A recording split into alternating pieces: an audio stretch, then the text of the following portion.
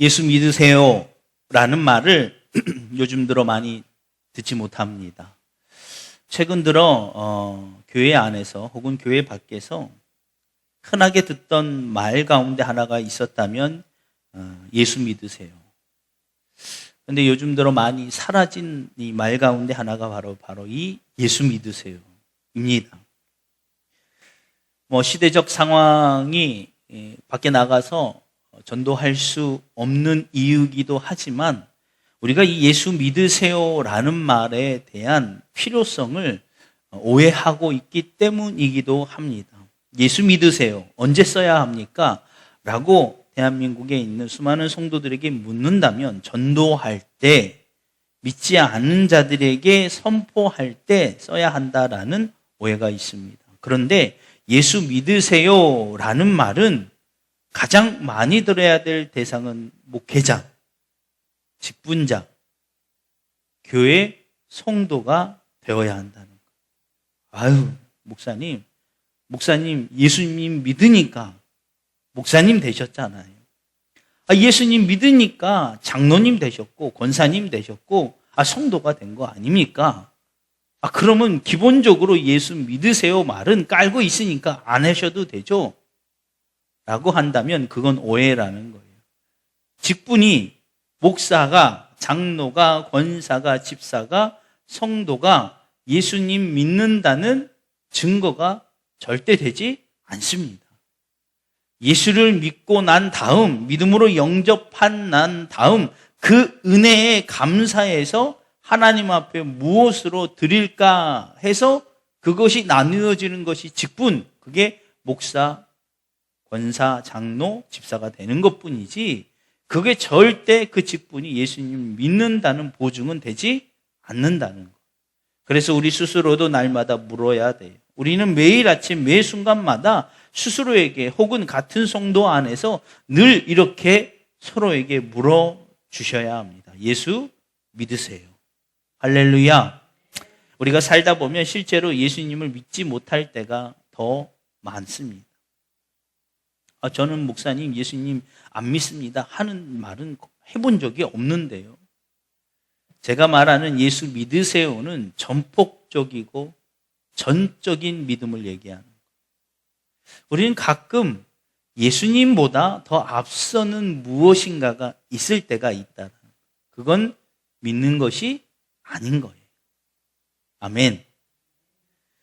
우리 인생은 실제로 보면 외줄타기와도 같습니다. 이 줄을 발을 잘못 헛디디면 말할 수 없는 나락으로 떨어지는 게 우리 인생이에요. 아무리 돈이 혹은 명예가 혹은 건강이 탄탄하다고 해도 그 인생 또한 외줄타기와 같습니다. 성경에도 아무리 네가 열심히 모아도 하루아침에 내 영혼을 불러가시면 그 모든 것이 무슨 의미가 있겠느냐. 우리 인생은요, 하루아침에 부지수가 어떻게 될지 모른다는 것, 장담할 수 없다는 것. 그래도 성경에서 보면 지혜로운 자는 내일을 자랑하지 않고 오늘을 산다라는 말씀이 있습니다. 내일을 자랑하지 말고 오늘을 살아야 돼. 할렐루야. 내일은 장담할 수 없기 때문에. 그래 인생이 외줄타기입니다. 외줄타기 하는, 여러분, 줄타기 하는 그런 공연하는 분들을 보면 부채를 잡고 있죠. 그렇죠? 그 부채가 멋스러움을 보여주기 위함도 있긴 하지만, 그런데 이 부채의 주 기능은 뭡니까? 그 줄에서 떨어지지 않기 위한 균형 잡는 절대적인 바로 이 방법이에요.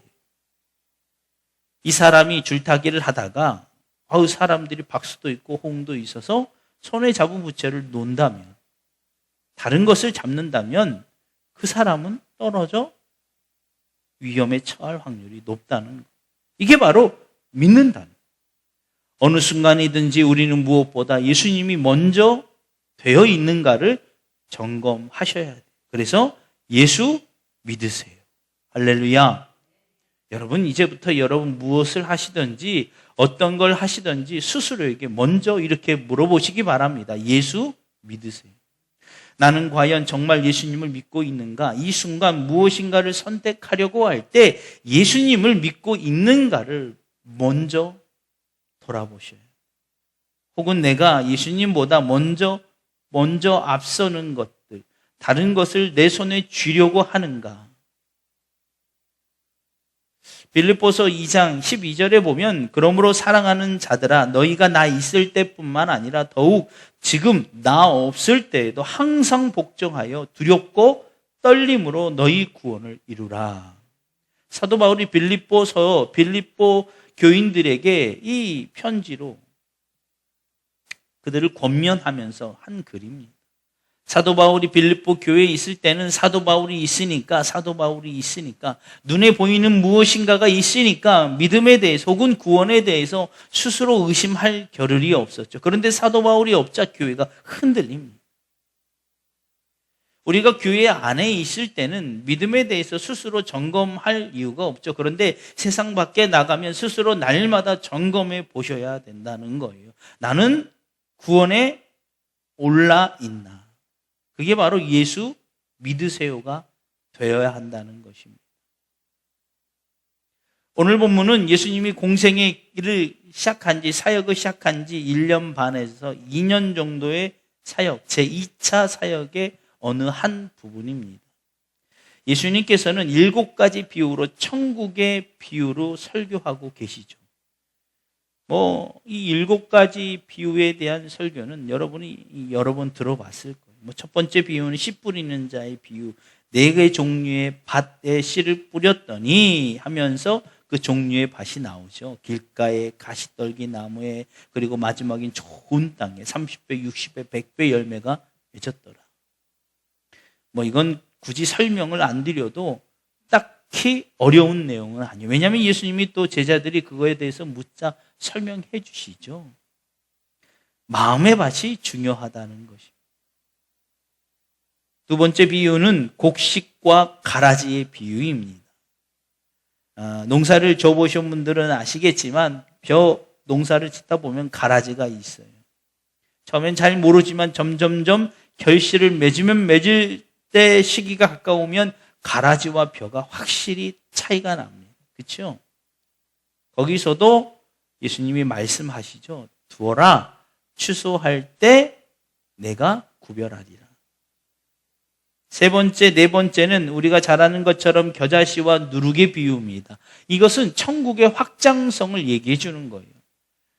천국의 확장성. 천국은 계속 누룩처럼 불어나. 겨자씨처럼 작은 겨자씨가 결국 엄청난 큰 나무가 되는 것처럼 천국을 소유하는 누구에게나 이렇게 확장성이 있을 수밖에 없다는. 그래서 복음은 품으면 전하게 된다는. 품었는데 전하지 않는다? 그건 누룩이 아니겠죠. 누룩은 언제나 이 밀가루 속에 같이 하면 불어나잖아요. 그렇죠? 불어나지 않는 건 뭐예요? 문제가 있는 거죠. 그래서 그걸 말씀하시는 거예요. 5번째, 6번째는 천국의 비유로 천국이 얼마나 값진 것인가. 감추인 보화와 좋은 진주, 모든 재산을 팔아서 그 값진 보화를 사들이는 것처럼 천국은 이처럼 무엇보다 우선되어야 할 것임을 강조하고 있습니다. 마지막 그물의 비유입니다. 어부가 그물을 던져서 고기를 잡죠. 고기 안에, 그 그물 안에는 좋은 이 실한 고기도 있지만 그러지 못한 이 고기도 있죠. 그때 농부가 그걸 다 걷어들여서 좋은 고기는, 물고기는 창고에 들이고 그렇지 못한 고기는 길가에 버리거나 태워버린다. 이건 설명할 것도 말 것도 없이 최후의 심판 때 하나님이 알곡과 쭉정이를 거른다는 말. 아까 가라지의 비유와 똑같은 의미입니다. 여러분, 예수님이 하신 설교예요. 7가지 천국에 대한 비유가. 어떻습니까?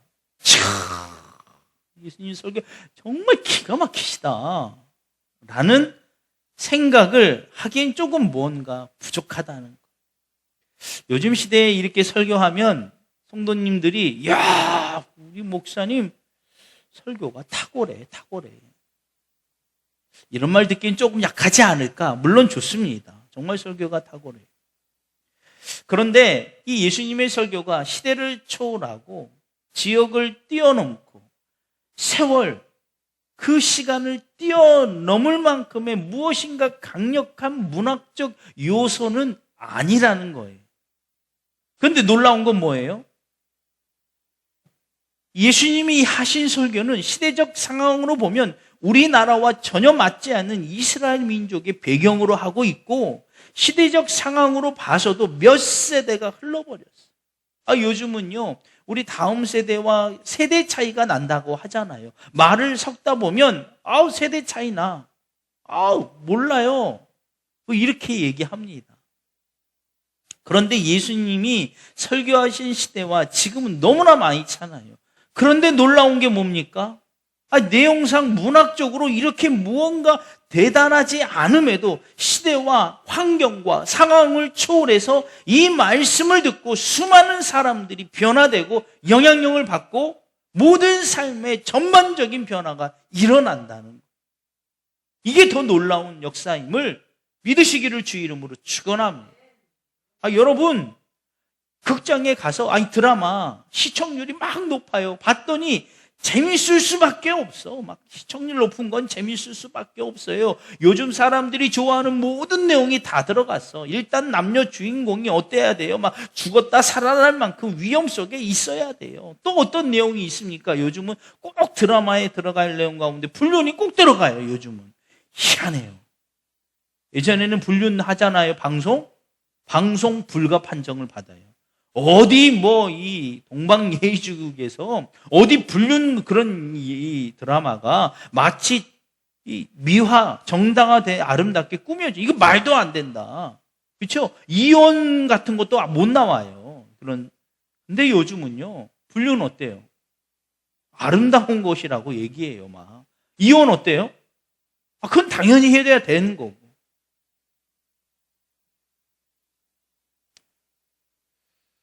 드라마가 인기 있는 비결이 있다니까요. 그렇죠?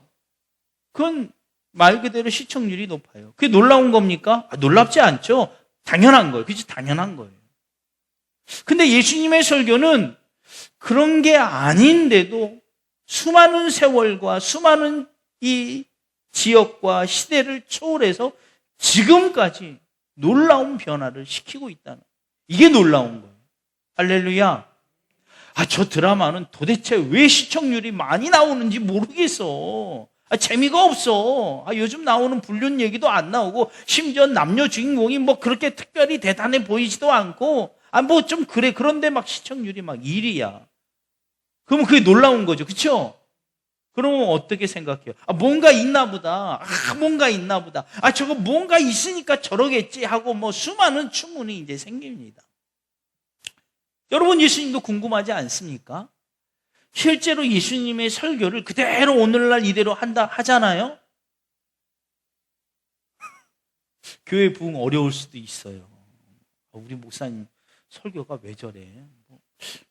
가끔은 얼토당토하고 내용도 안 맞고, 요즘 좀 뒤떨어지신 것 같아, 목사님. 목사님 요즘 신문 좀 보세요. 막 이렇게.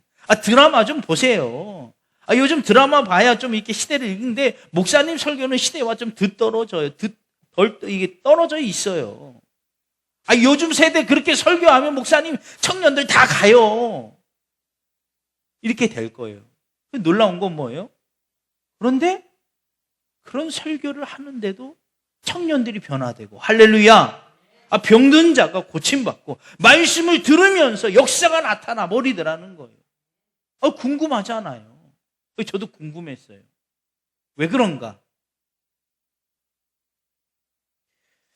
여러분, 요즘은 저도 그런 질문을 받은 적 한 번도 없습니다. 그런데 불과 한 10년 전만 해도 길거리 가다 보면 모르는 사람이, 죄송한데 혹시 어디 가려고 하는데 길을 좀 묻는 경우 많았어요. 차를 타고 가다가도 어디를 가려는데 어디 중간쯤에서 차를 세워놓고 슈퍼에 가서 물어보든지 이렇게 해요. 그게 빈번해요. 그래서 누군가가 차에 빵빵 세우면 자연스럽게 문을 열어주죠. 왜요? 길 물어보나 보다 해서 또 길을 또 가르쳐줘요. 그렇죠? 그런 일 많아요. 근데 요즘은 내비게이션이다 뭐다 이렇게 발달해서 길 물어보는 사람이 없어요. 요즘 오히려 차 빵빵하면 뭐야? 시비 거는 거야? 막 이렇게 되죠. 근데 그 전에 보면 이 길을 잘 가르쳐주는 사람들의 공통점이 있습니다. 뭔 줄 아십니까?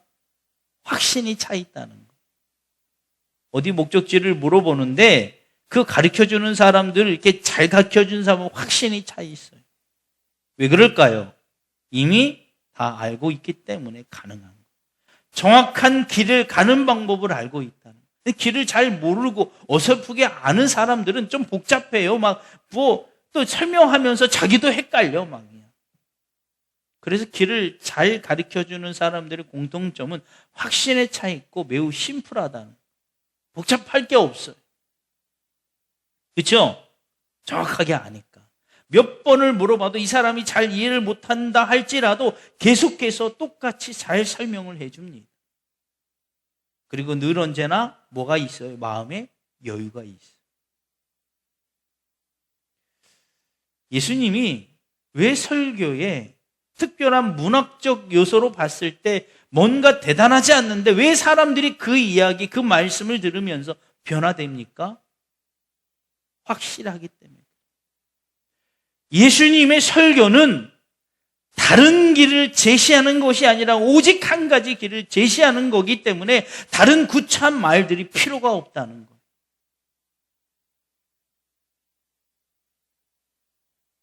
근데 예수님은 더 놀랍게 길을 잘 설명하시죠. 그때도 잘 하시지만 아무리 설명해도 잘 이해를 못하면 결국 뭐라고 말합니까? 그러면 저 따라오세요. 그럼 끝나요. 그럼 저 따라오세요. 그리고 그 목적지까지 이렇게 안내를 해드리고 여기라고 손짓을 하고 갑니다. 이보다 더 확실한 방법이 없죠. 예수님이 뭐라고 그랬죠? 내가 곧 길이요 진리요 생명이니 나로 말미지 않고서는 아버지께로 올 자가 없느니라. 심플해요. 복잡할 게 없어요. 그런데 이 짧은 설교에 사람들이 변화되는 거예요. 왜요? 예수님의 설교는 오직 한 가지, 구원받는 길을 제시하고 있기 때문에 복잡할 필요가 없습니다. 철학적, 시대적 상황 다 필요 없어요. 왜요? 시대가, 상황이, 역사가 아무리 변해도 방법은 오직 한 가지. 더 이상 말할 게 뭐 있습니까? 나 외에는 다른 길이 없다. 이것도 이해를 잘 못하니까 결국 예수님이 뭐라고 그래요? 내 십자가를 지고 나를 따라오라. 따라와. 뭐가 어려워요? 따라와. 또 이렇게 설명하고, 구약에는 수만 600몇 가지의 율법을 통해서 막 이렇게 설명하는데 못 알아들어요. 그래서 10가지 다시 율법, 10계명을 바꿨어요. 그래도 못 알아들어요. 그래서 선지자가 와서 묻잖아요. 예수님, 성경 가운데 가장 위대한 율법이 뭡니까? 그게 뭐라고 해요? 내 마음과 뜻과 내 목숨과 생명을 다해 주 여호와 하나님을 사랑하라.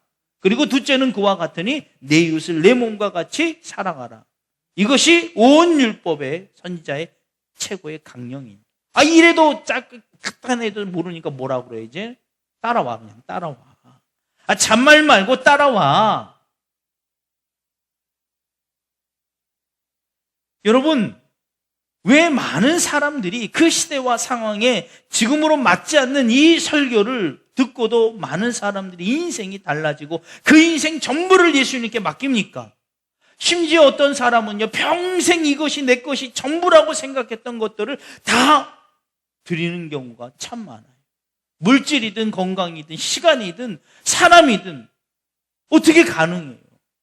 강단에서 그렇게 천상유서와 같은 설교를 해도요, 헌금 11조 잘 안 하려고 하는데, 예수님은요, 이 말씀 듣고요, 천상유서도 아니야. 시대적 상황도 너무 좀 떨어져 있어.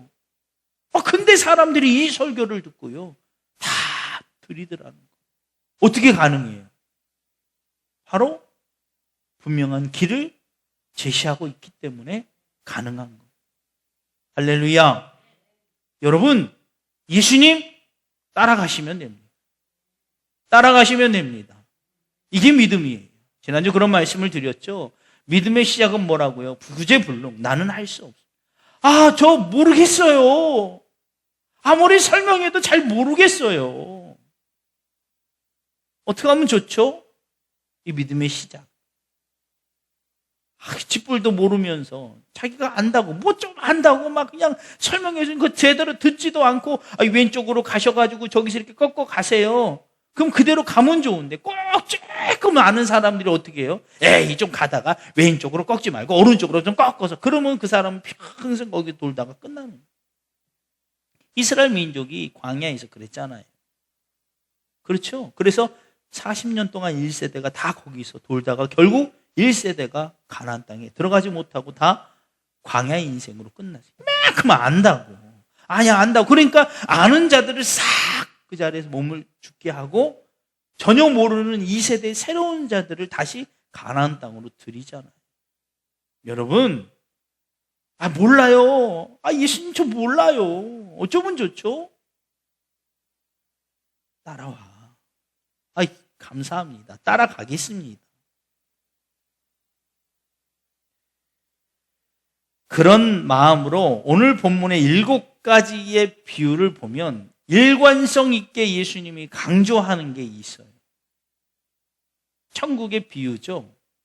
첫 번째, 씨 뿌리는 자의 비유. 마음의 밭이 중요하다. 그렇죠? 마음의 밭이 중요하는데 결과물은 뭐예요? 60배, 30배, 60배, 100배의 열매를 맺어야 한다. 맞죠? 예. 두 번째는 곡식과 가라지의 비유, 알곡과 쭉정이의 비유입니다. 가라지는 어떻게 됩니까? 뽑아서 나중에 태워버립니다. 세 번째, 겨자씨와 누룩의 비유. 아까 말씀드린 것처럼 확장성을 가져요. 복음이 있으면 무엇인가의 변화가 나타난다라는 것에 절대적 원칙을 제시하고 계시죠.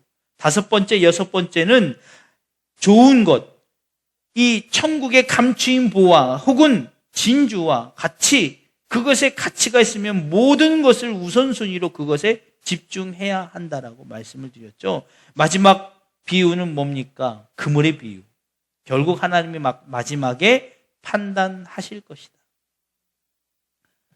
종합해서 보면요. 그리고 아까 말씀드린 예수님의 그 말씀을 다시 한번 적용해 보면 이렇습니다.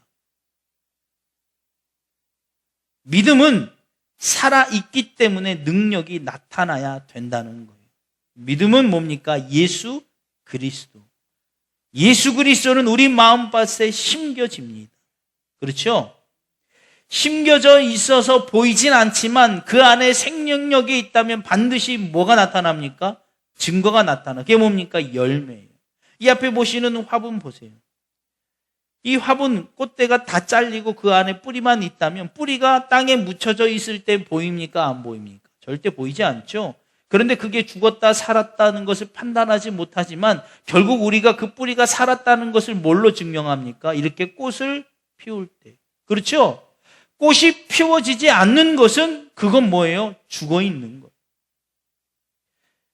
우리가 예수님을 어떻게 따라가야 합니까? 라고 묻는다면 바로 이 꽃을 보시면 돼요. 예수님을 따라간다는 것은 우리 가운데 꽃이 피어 있어야 한다. 꽃이 피우지 못하면 그건 죽은 거예요. 예수님을 따라가지 못하는 거예요. 이해 가십니까? 예수님은 천국의 비유를 통해서 나를 따라와. 그냥 따라오면 돼. 그렇군요. 쉽군요. 근데 예수님이 보여야지 따라가죠. 라는 질문을 던진 우리에게 이렇게 대답하는 거예요.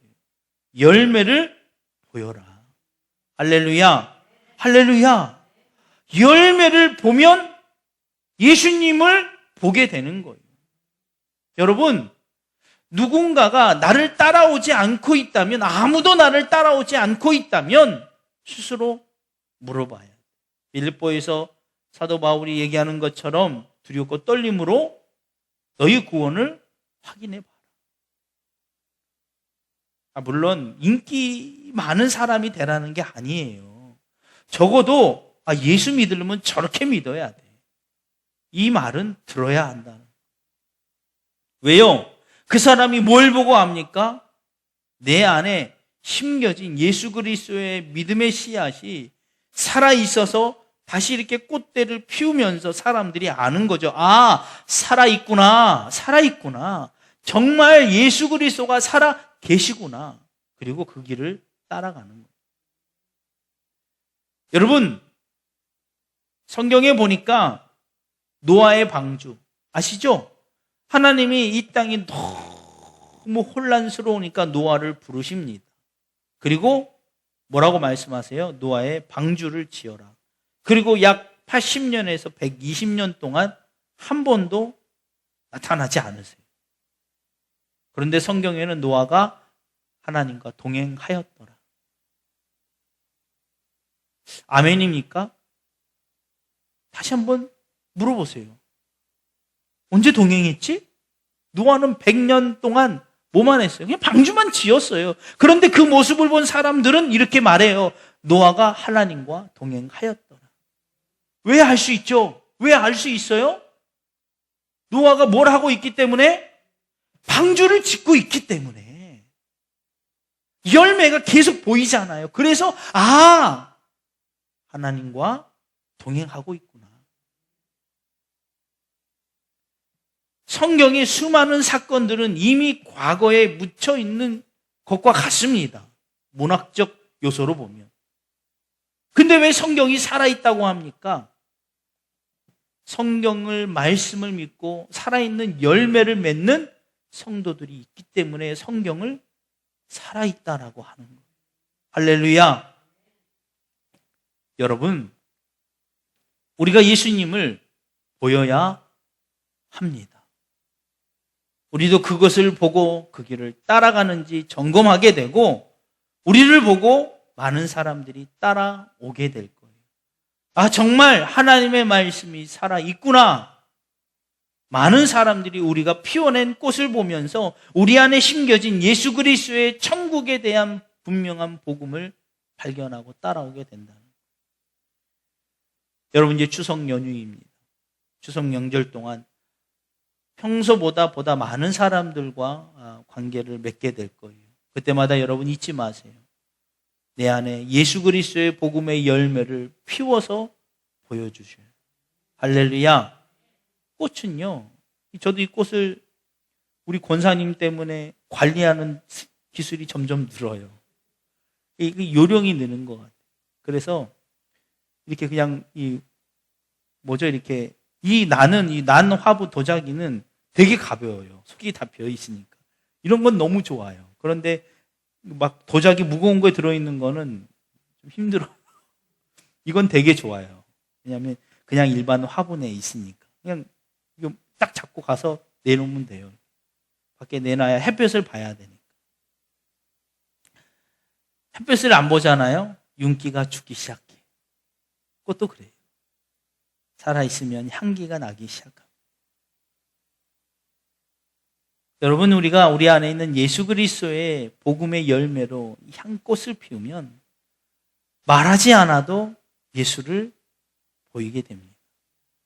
세상의 욕심에 가득한 열매를 씨앗을 맺고 그걸 피우게 되면, 가라지를 피우게 되면 결국 거두어갈 뿐이에요. 여러분, 저는 지금 예수 동행 오늘이 14번째입니다. 정말 예수님과 동행하고 싶고 예수님과 동행하는 것이 우리 성도들의 평생의 소원인데 어떻게 하면 동행할 수 있을까라는 기도하다가 이런 말씀을 계속 준비하고 있습니다. 예수님이 어떤 마음이실까? 여러분, 천국의 비유를 다시 한번 여러분 들어보시고 다시 한번 생각하셔서 예수님이 이와 같은 마음으로 나를 따라오라.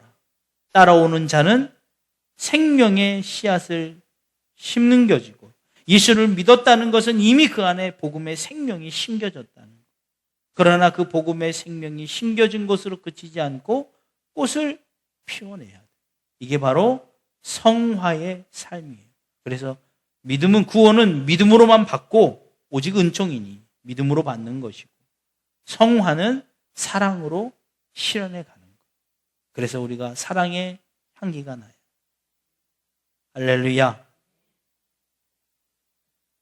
여러분, 이 시간 찬송가 268장입니다.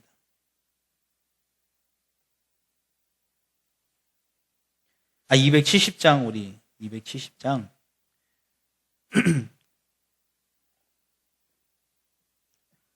하나님께 올려드리겠습니다. 여러분, 명절 때는 제가 늘 제 눈에 먼저 들어오는 게 어려운 교회. 우리도 어려운데 라고 하면 어려운 교회 되는 거예요. 근데 마음은 부자. 그래서 어려운 교회를 돌아봅니다. 그래서 요즘은 저희가 이제 마지막 거의 개척이고요. 개척 이후, 저희 이후에 개척한 교회들은 다 이제 세계 교회가 폐쇄가 되고 다 이제 부목사로 가시거나 이렇게 됐어요. 저희가 이제 마지막이고, 여기 최근 한 교회가 있는데 그 교회는 좀 저희랑 다른, 좀 저희가 그러니까 거의 이제 끄트머리가 가는 거예요. 그 전에 있을 때는요, 제가 명절 때만 되면 막 선물을 갖다가 막 드리고 모바일로 막 보내고 그랬어요. 여러분, 어려우면 어려울수록 나눠야 합니다. 나는 돈이 많아지면 그때 할 거야. 그 사람은 평생 못해요. 어려우면 어려울수록 계속 나눠요. 나누면 나눌수록 더 배가 됩니다. 근데 놀라운 건 하나님이 채우신다는 거예요. 제가 목회 간 가운데 하나가 성도들을 복받게 하는 방법이 있는데 뭐냐면요, 퍼주는 거예요. 나중에 아마 저희 성도들이 나중에 부흥해서 목사님 저희도 좀 누려야죠 할 때 여러분들이 그때 얘기 좀 해주세요. 저 대신. 권사님 모르셔서 하는 소리. 우리 목사님 저렇게 갖다가 막 퍼주는 거는 좋아서 그러는 게 아니라 우리 복받게 하려고 하는 거야. 여러분 자꾸 퍼주면요 하나님이 채워주신다니까요. 그럼 목사님 주머니 채우십니까? 그렇지 않아요. 하나님은 절대 그렇게 안 해요. 성도들 주머니를 채워주세요. 그래야 그 성도님들이 가지고 있는 또 다시 복으로 채우고 다시 목사님이 계속 채우는 거예요. 전 그래서 그걸 좋아해요. 그런 일만 있으면 가서 도와주고 막 더 합니다. 왜냐하면 제가 우리 교회 성도들을 복받게 하는 방법은 그거니까. 실제로 그걸 이미 경험했기 때문에 그 확신을 가지고 하는 겁니다. 앞으로 여러분 교회가 많이 부흥하고요. 막 교회가 하나님 어떻게 하실지 모르겠지만 커져도 여러분 지금과 별 다를 건 없을 거예요. 우리가 막 커졌다고 해서 막 누리거나 여러분 막 좋은 거 먹거나 그러진 않을 거예요. 왜냐하면 그 재정 다 갖다 퍼주고 있을 거니까. 어려운 교회 개척하는 후배 목사님이 있으면요 다 퍼주고 싶어요. 목회하는데 시골집 가는 게 두 손이 들을 게 없어서 그 교회 보면요 가서 다 줄 거예요. 선물 세트 들어오면 그거 다 모아가지고 그분들이 허락하는 한에서 목사님 가실 때 이거 가져가시오. 저는 계속 그렇게 할 거예요. 그러니 부흥에도 우리는 가난한 교회가 될 거예요. 여러분, 그래도 그 교회가 부자예요. 여러분, 제가 이런 말씀을 드린 이유는 참 저는 하나님께 복을 받았어요. 제까지 어려운 적이 단 한 번도 없어요. 왜 그런가 하고 봤더니 그렇게 자꾸 퍼지다 보니까 자꾸 하나님이 채워주시더라고요. 여러분을 통해서. 여러분 이 시간 간절히 기도하실 때 향기가 나야 돼. 향기가 나야 돼. 여러분 한국교회에 희망이 없다. 목회자가 다 변질됐다. 저도 알아요. 그렇다고 그 원망하고 불평하고 가만히 앉아 있을 수 없잖아요. 다시 살려야죠. 아니, 어디까지 갈지 모르겠지만 해봐야죠. 그래서 저도 계속 후배 목사님들 만나서 계속 얘기합니다. 하실 때까지는 해봐야죠. 여러분, 아직 예수님은, 하나님은, 성령님은 살아계십니다. 그리고 한국교회를 보고 계십니다. 그러니 우리가 먼저 포기하시면 안 돼요. 우리가 먼저 등 돌리면 안 돼요. 여러분, 그래서 한국교회를 위해서 기도하시고요. 우리 행복한 교회가 향기 나는 교회가 되게 하여 주셔서 하나님이 부어주시는 대로 더 많은 일들을 하는 교회가 되게 하여 주옵소서. 이렇게 간절히 기도해 주시고, 마지막으로 기도하실 때 고향으로 내려가는 그곳에서 우리나라의 모든 크리스천들이 가서 향기 내게 하여 주옵소서.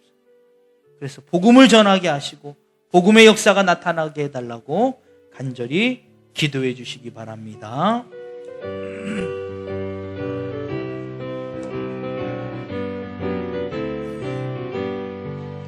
편찮은 주님의 사랑과 거룩한 보혈의 공로를 우리 다 찬양을 합시다. 주님을 만나볼 때까지 예수는 우리를 깨끗게 하시는 주시니 그의 피 우리를 눈보다 더 이게 하셨네. 우리를 깨끗게 한 피는 무궁한 생명의 물이세. 생명의 구원을 받은 자 하나님 찬양을 합시다. 아멘. 예수는 우리를 깨끗게 하시는 주시니 그의 피 우리를 눈보다 더 이게 하셨네. 주님의 거룩한 보혈을 날마다 입으로 간증해 담대히 싸우며 나가세. 천국에 들어갈 때까지 예수는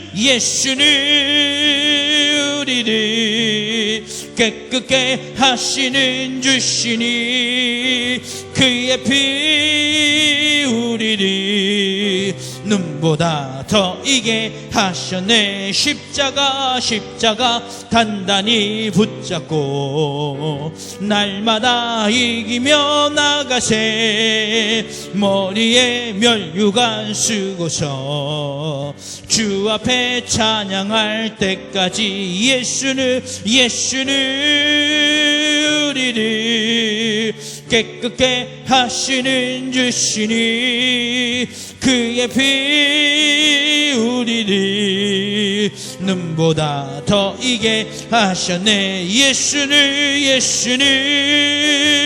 우리를 깨끗게 하시는 주시니 그의 피 우리를 눈보다 더 이게 하셨네. 주여 삼창하고 통성으로 기도하도록 하겠습니다. 주여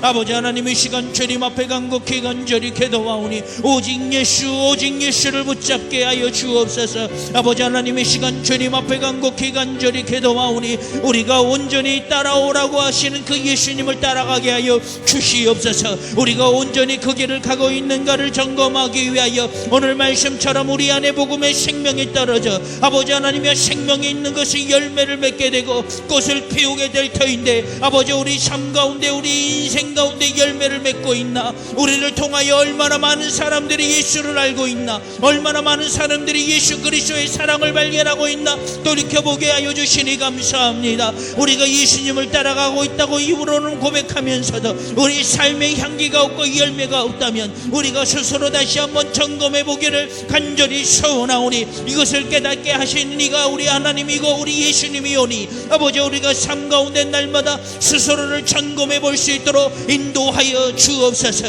아버지 하나님, 이 시간 주님 앞에 간곡히 간절히 기도하오니 이와 같은 믿음을 가지고 아버지 하나님, 우리가 추석 연휴를 맞이하여 많은 친인척을 만날 터인데 예수 그리스도의 향기가 나게 하여 주옵소서. 예수 그리스도의 복음의 열정이 나타나게 하여 주옵소서. 아버지 하나님, 이 시간 주님 앞에 간곡히 간절히 기도하오니 그리함으로 하나님의 놀라운 역사와 능력이 그들 가운데 나타나게 하여 주시옵소서. 아버지 하나님, 이 시간 주님 앞에 간곡히 간절히 기도하오니 하나님의 거룩한 성령의 능력이 손으로 붙잡아 주심으로 말미암아 우리 행복한 교회가 예수 그리스도의 향기 나는 교회가 되게 하여 주옵소서. 예수 그리스도의 향기가 남으로 말미암아 이 시대와 이 민족과 열방과 땅 끝까지 주의 복음을 증거하며 많은 일들을 행할 수 있도록 인도하여 주옵소서. 우리가 다시 한번 주님 앞에 간곡히 간절히 기도하오니 이 사명을 온전히 감당할 만한 믿음의 능력과 권세를 허락하여 주시고 날마다 예배하는 자들 가운데에서 복음의 역사가 나타나며 성령의 능력이 나타날 수 있도록 인도하여 주옵소서. 말씀을 듣는 이들의 귀가 열려지게 하여 주시고 생각이 바뀌어지게 하여 주옵소서. 말씀이 선포되어질 때 그 안에 있는 모든 유전자까지 변화되는 놀라운 역사가 나타날 수 있도록 인도하여 주옵소서. 아버지 하나님, 이 시간 주님 앞에 간절히 기도합니다. 향기 나는 교회가 되기 위하여 향기 나는 성도들이 몰려오게 하여 주옵소서. 향기 내는 위한 성도들이 되어지게 하여 주시되 가정과 사업장과 직장에서 예수 그리스도의 향기가 나게 하여 주옵소서. 예수 그리스도의 향기가 나게 하여 주옵소서.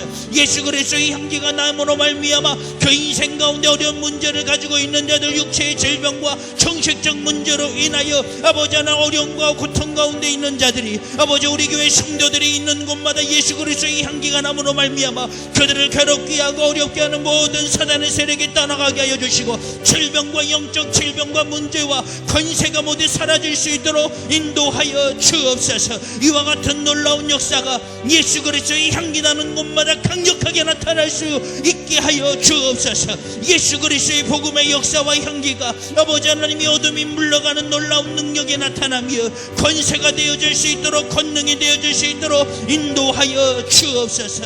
아버지 하나님, 이 시간 주님 앞에 간곡히 간절히 기도하오니 하나님, 세계 아버지 하나님의 곳곳으로 흩어져 아버지 하나님이 가정의 복음화를 위하여 나가는 모든 성도 가운데 하나님의 권세를 허락하여 주시되 오직 예수 그리스도의 복음의 향기가 나게 하여 주옵소서.